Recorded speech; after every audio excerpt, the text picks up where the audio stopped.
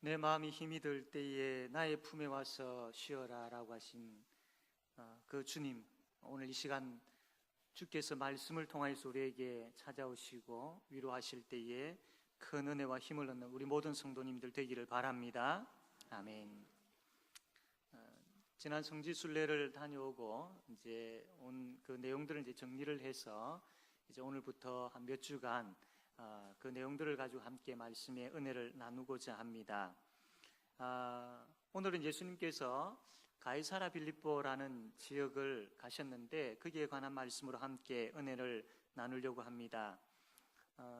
예수님께서 주로 사역하셨던 곳이 어디냐면 위쪽에 보면 좀 크게 동그라미가 쳐져 있는 곳이 있죠. 저 지역이 바로 갈릴리 지역입니다. 동그라미 안에 있는 저 호수가 갈릴리 호수인데 이 갈릴리 지역 중심으로 해서 예수님께서 사역을 많이 하셨습니다. 그런데 어느 날 예수님께서 이 갈릴리 지역을 떠나서 저 북쪽에 있는 단이라는 곳으로 가셨습니다. 이 단이라는 곳, 이곳이 어떤 곳이냐면 여러분 단이 아니고 그 단 옆에 가이사라 빌립보라는 지역으로 예수님께서 가셨습니다.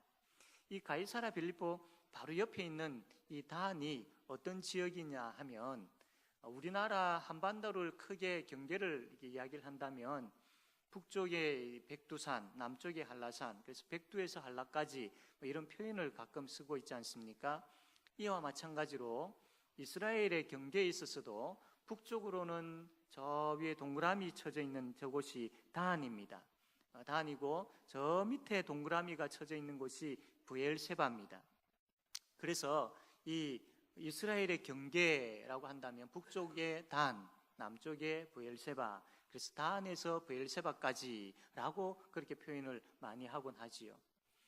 예수님께서 저 북쪽 있는 단 옆에 이제 가이사라로 가셨는데 가이사라 옆에 있는 저 단이 어떤 지역이냐 하면 과거 이스라엘이 북쪽 이스라엘과 남쪽 유다로 나누어지게 되어집니다. 북쪽 이스라엘과 남쪽 유다로 나누어질 때에 이 북쪽 이스라엘 10지파, 남쪽 유다 2지파 이렇게 되어지는데 북쪽 이스라엘 10지파를 차지하게 되어진 여로보암이라는 사람이 이 왕인데 이 왕이 많은 영토를 차지하였음에도 불구하고 한 가지 걱정이 있었습니다. 그 걱정이 뭐냐면 하나님께서 이 백성들을 향하여서 너희들 남자들은 1년에 3번씩 나에게 나와야 된다. 즉 이 성전으로 나와야 된다라는 겁니다. 이 성전이 어디 있었냐면 남쪽 유다 예루살렘 안에 예루살렘 성전이 있었습니다. 그러니까 아무리 북쪽에 있는 북쪽 이스라엘의 사람들이라 할지라도 1년에 3번은 남쪽 유다 예루살렘 성전으로 가야 했던 겁니다. 이 여로보암 왕이 고민이 되었습니다.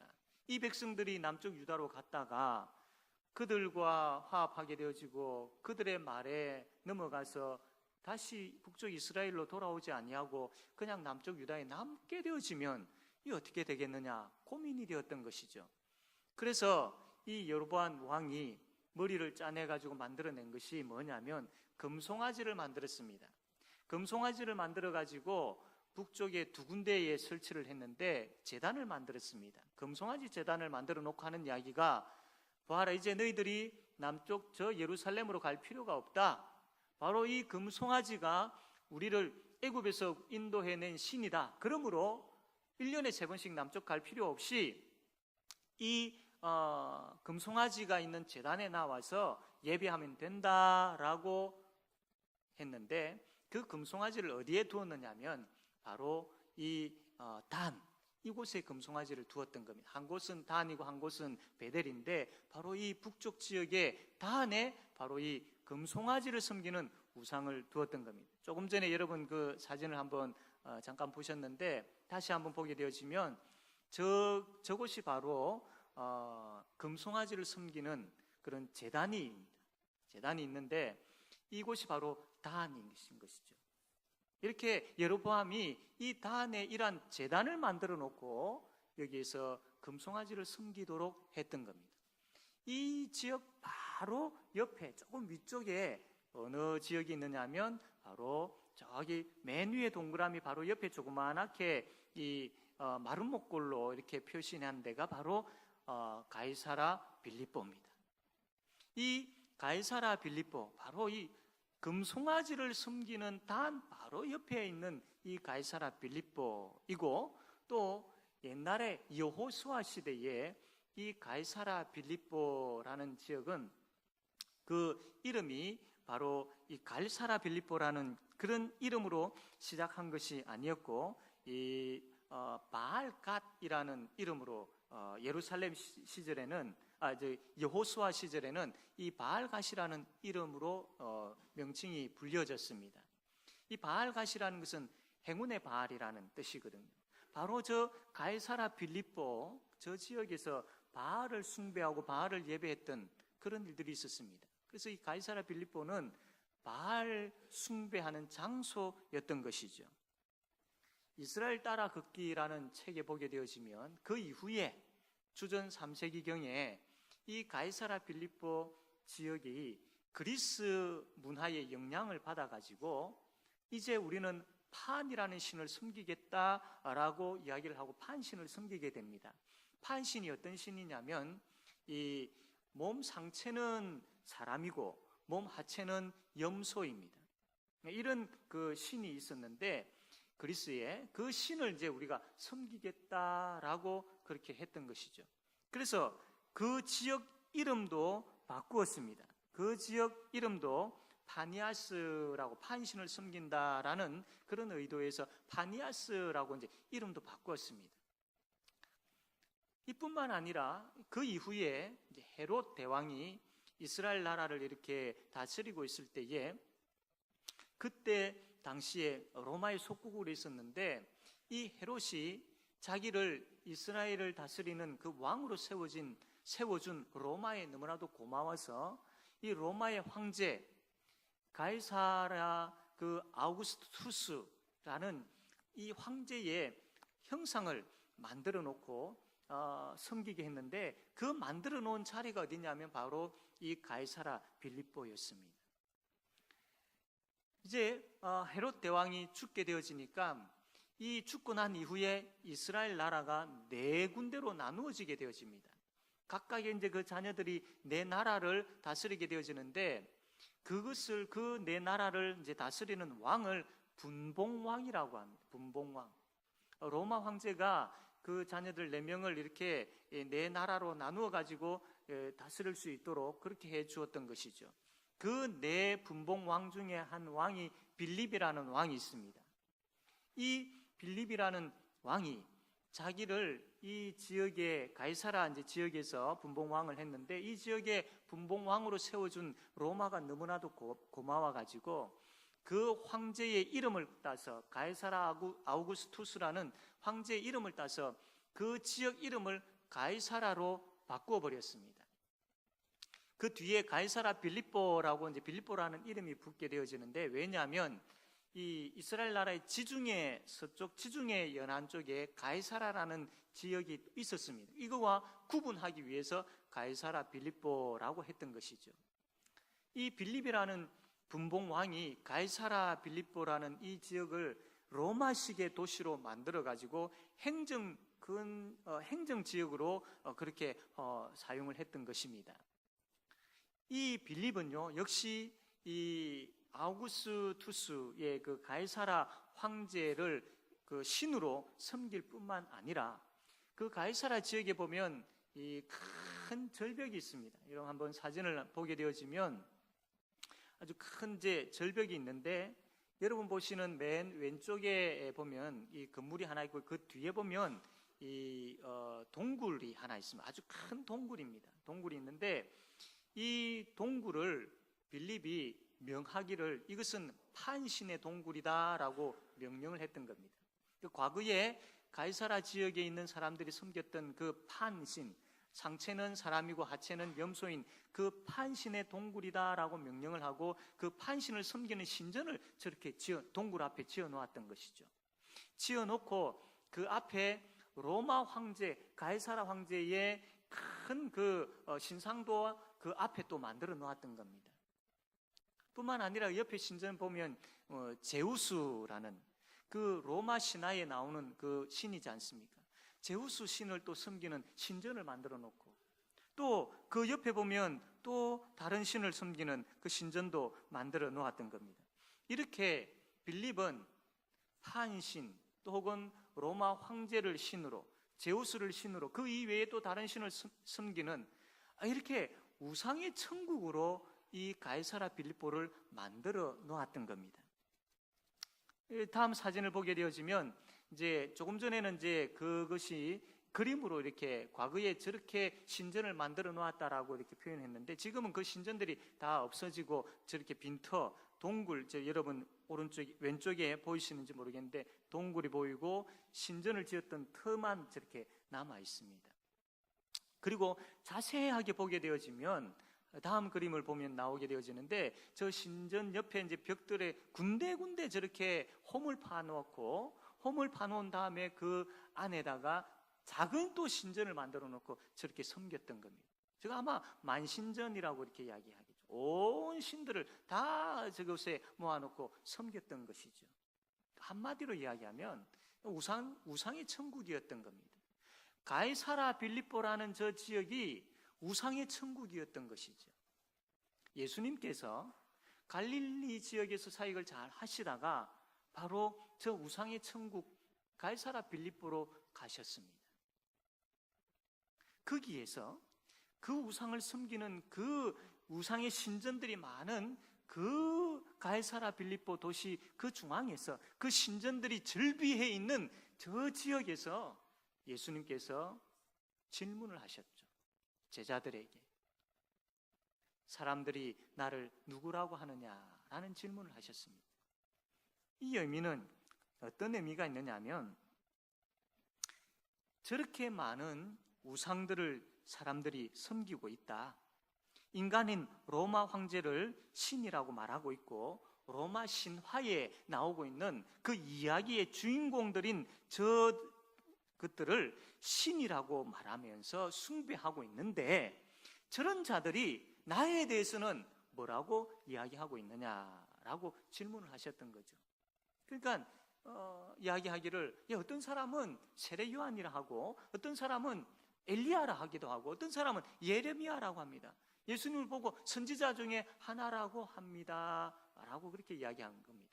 이것은 뭘 말하느냐면, 저들은 로마 황제를 신으로 섬기고 판을 신으로 섬기고 제우스를 신으로 섬기고 있었는데, 그러한 것들을 신으로 섬기면서 예수 그리스도에 대해서는, 예수님에 대해서는 그분이 하나님의 아들이시다라든지 그분이 메시아라든지 전혀 그것을 믿고 있지 않습니다. 예수님을 하나님의 아들로 받을 생각이 없습니다. 예수님을 구원자로 여길 생각이 전혀 없습니다. 단지 그들은 예수님을 성인 정도로, 선지자 중에 하나 정도로 그렇게 생각하고 있습니다 라고 이야기했던 것이죠. 세상 사람들은 예수님에 대해서 관심이 없습니다. 세상 사람들은 예수님에 대해서 좋은 이야기는 할 수 있는데 한계가 있죠. 선지자 중에 하나다라는 정도입니다. 전혀 하나님의 아들로, 구원자로 받아들일 생각이 없는 것이죠. 이제 예수님께서 제자들에게 질문을 합니다. 그렇다면 너희는 나를 누구라고 하느냐? 제자들에게 바로 질문을 하셨던 것이죠. 이 질문의 의도가 뭐냐면, 봐라, 이 화려하고 이 엄청난 신전을 너희들이 보고 있지 않느냐? 세상의 부유함과 화로움으로 가득한 이방 신전을 너희들이 지금 보고 있지 않느냐? 너희들 바로 앞에 있지 않느냐? 수많은 사람들이 자기들의 삶을 윤택하게 해주기 위하여서 저 신들을 섬기고 있는 것 너희들이 보고 있지 않느냐? 부유하게 해줄 것 같고, 건강하게 해줄 것 같고, 명예롭게 해줄 것 같고, 행복하게 해줄 것 같은 신전들이 너희들 앞에 있는데, 그럼에도 불구하고 너희들은 그 우상들이 아닌 나를 그리스도라고 고백할 수 있느냐라고 예수님께서 질문하고 있는 것이죠. 예수님은 분명 구원자이시고 하나님의 아들이십니다. 우리는 그것을 믿습니다. 그러한 믿음을 가지고 있는 우리를 향하여서 예수님께서 질문하시기를, 너희들은 예배드리는 이 현장에서뿐만 아니라 평안하고 기분 좋고 일이 잘 될 때뿐만 아니라 너희들이 살아가고 있는 그 삶의 현장에서도 나를 향하여서 구원자라고 이야기할 수 있으며 나를 향하여서 하나님의 아들이라고 고백할 수 있느냐라고 질문하고 있는 것입니다. 여러분, 이 세상은 이미 돈이 주인이 되어버렸지 않습니까? 시편 23편 말씀 보면 여호와는 나의 목자시니 라는 그 말씀이 있지 않습니까? 그 목자라는 단어를 빼고 거기에 돈을 넣어서 한번 읽어보십시오. 돈은 나의 목자시니 내게 부족함이 없으리로다. 돈이 나를 푸른 풀밭에 누이시며 쉴만한 물가로 인도하시는도다. 내가 사망의 엄침한 골짜기로 다닐지라도 해를 두려워하지 않을 것은 돈이 나와 함께 하심이라. 돈이 나를 안위하시나이다. 내가 돈과 함께 영원히 살리로다. 이미 이런 시대가 되어버렸습니다. 전혀 여기에 대해서 세상 사람들이 이 문구를 봤을 때 이상하게 여기지 아니할 정도의 시대가 되어버렸습니다. 돈이 주인이 되어가고 있는 이 삶의 현장 중앙에서 이 현장에 살아가고 있는 우리를 향하여서 예수님께서 질문하시기를 주 예수보다 더 귀한 것 없다라고 너희들 나에게 이야기할 수 있니? 세상의 부귀와 바꿀 수 없다라고 내 앞에서 고백할 수 있니? 돈 조금 적게 벌더라도 예수가 우선이 되고 예수 중심에 살 수 있겠니? 라고 주께서 우리에게 질문하십니다. 우리가 살아가는 세상은 가짜 사랑이 판을 치고 있지요. 남편 이외에 아내 이외에 애인이 없으면 그 사람을 바보라고 이야기하는 시대에 살아가고 있습니다. 이미 불륜은 더 이상 법적으로 죄가 되지 않는 시대이지 않습니까? 조금만 눈을 돌리면 온갖 음란한 것들을 경험할 수 있는 시대가 바로 이 시대입니다. 물론 우리가 자녀들을 신뢰합니다. 그러나 자녀들이 살아가고 있는 그 삶의 환경은 자녀들을 그냥 그대로 내버려 두지 않습니다. 음탕한 그 골짜기로 어떻게 해서든 끄집어 들으려고 합니다. 아니, 애쓰지 아니하여도 가랑비에 옷 젖는 거 모르는 것처럼 점점 거기에 여러 가지 많은 문화들을 통하여서 빠져들어가고 있습니다. 이러한 시대에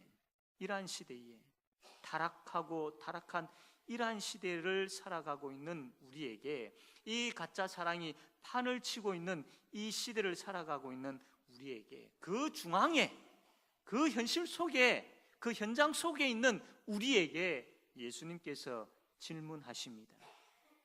주 예수보다 더 귀한 것 없다라고 말할 수 있니? 세상의 쾌락과 바꿀 수 없다라고 말할 수 있느냐? 세상 쾌락을 통하여서 행복을 찾는 것이 아니라 예수 그리스도를 통하여서 내가 행복을 찾겠습니다라고 결단하고 고백할 수 있느냐? 세상이 주는 그 쾌락이 나의 행복의 조건이나 나의 행복의 내용이 아니라 오직 예수 그분만이 나의 행복의 시작이요 나의 행복의 전부입니다라고, 나는 예수 그리스도 그분만을 통하여서 행복을 누립니다라고 그렇게 고백할 수 있니라고 예수님께서 질문하시는 것이죠. 우리가 살아가고 있는 삶의 현장은 참 힘이 있어야 잘 산다라고 이야기를 하곤 합니다. 그래서 세상 사람들은 세상의 권력을 얻기 위해서 발버둥 치고 있지요.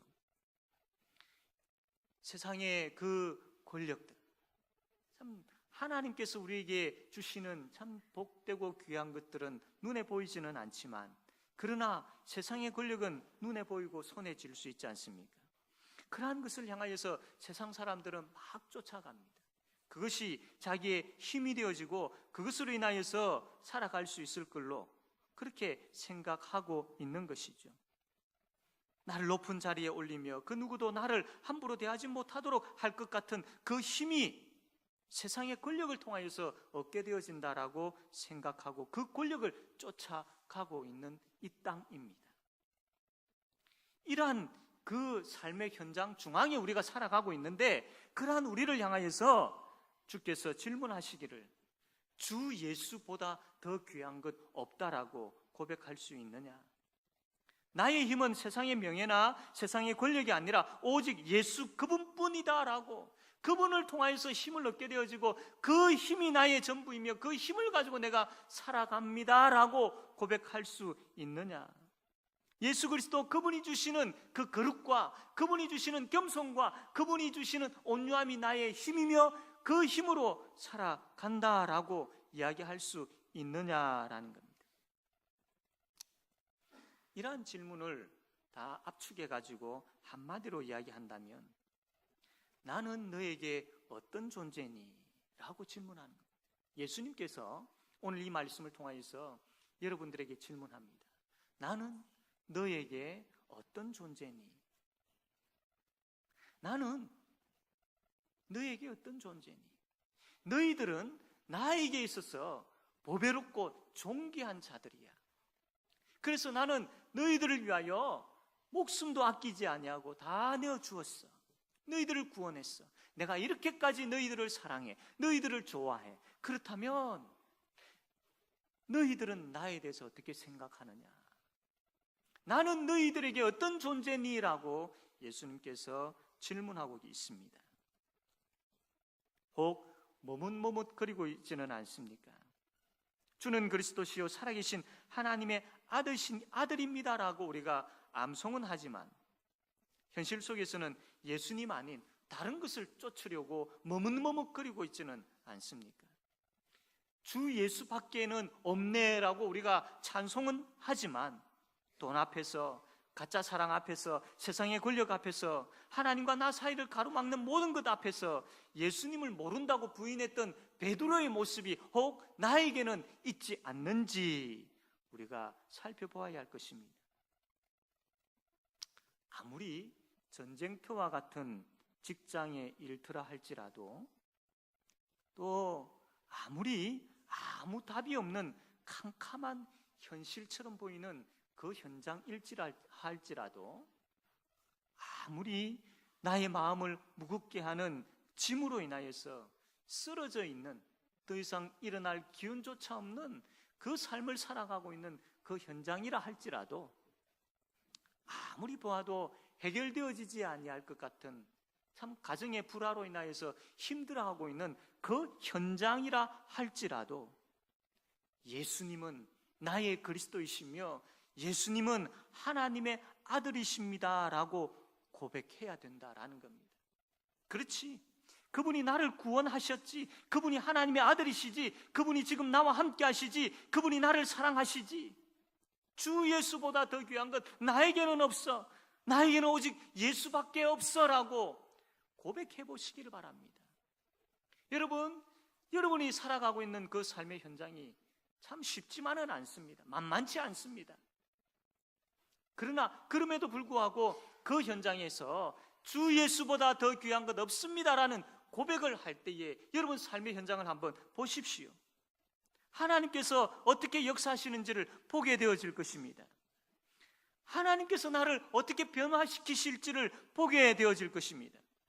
하나님께서 나에게 얼마나 큰 힘을 주시고 버티며 견디게 하실지를 보게 되어질 것입니다.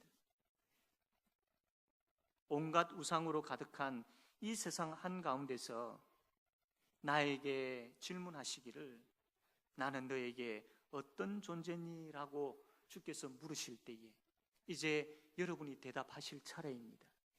입술의 고백의 대답도 하나님 앞에서의 고백이지만 이제 여러분들이 예배를 드리고 나아가서 일주일 동안 살아가는 그 삶을 통하여서 주 예수보다 더 귀한 것 없다라는 고백을 하게 되어지는 저와 여러분 되어지기를 바랍니다. 베드로의 이 고백을 들으시고 예수님께서 이런 말씀을 합니다. 마태복음 16장 18절 말씀인데 우리 18절 말씀 다 같이 한번 읽겠습니다. 18절입니다. 읽읍시다. 시작.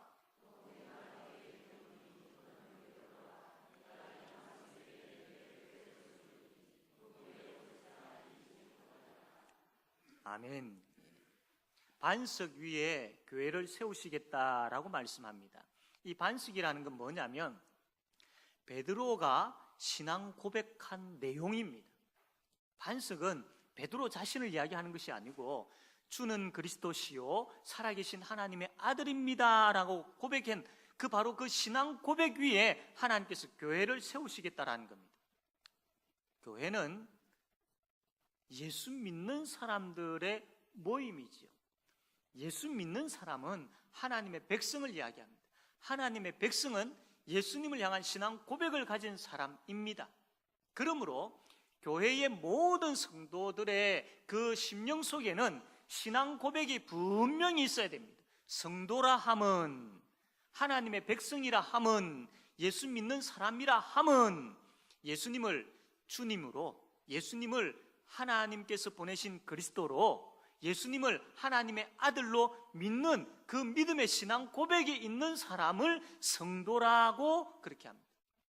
그냥 교회에 왔다 갔다 하는 사람을 성도라 하지 아니하고 여기 앉아 예배드리는 가운데에 주는 그리스도시요 살아계신 하나님의 아들입니다라는 고백이 있는 자, 그 사람이 바로 성도인 것이고 하나님의 백성인 것이죠. 그렇다면 이러한 사람들의 모임이 교회이기 때문에 교회가 교회답기 위해서는 이러한 신앙 고백이 교회에 흘러 넘쳐야 됩니다. 충만해야 됩니다. 만약에 교회 안에 이러한 신앙 고백이 점점 희미해져 가고 이 신앙 고백이 사라져 가게 되어지면 교회다움을 상실하게 되어집니다. 이름만 교회라는 그 이름만 갖고 있지 실상은 죽은 교회다라는 그런 책망을 듣게 되어지지요. 교회는 분명히 신앙 고백이 있어야 됩니다. 신앙 고백이.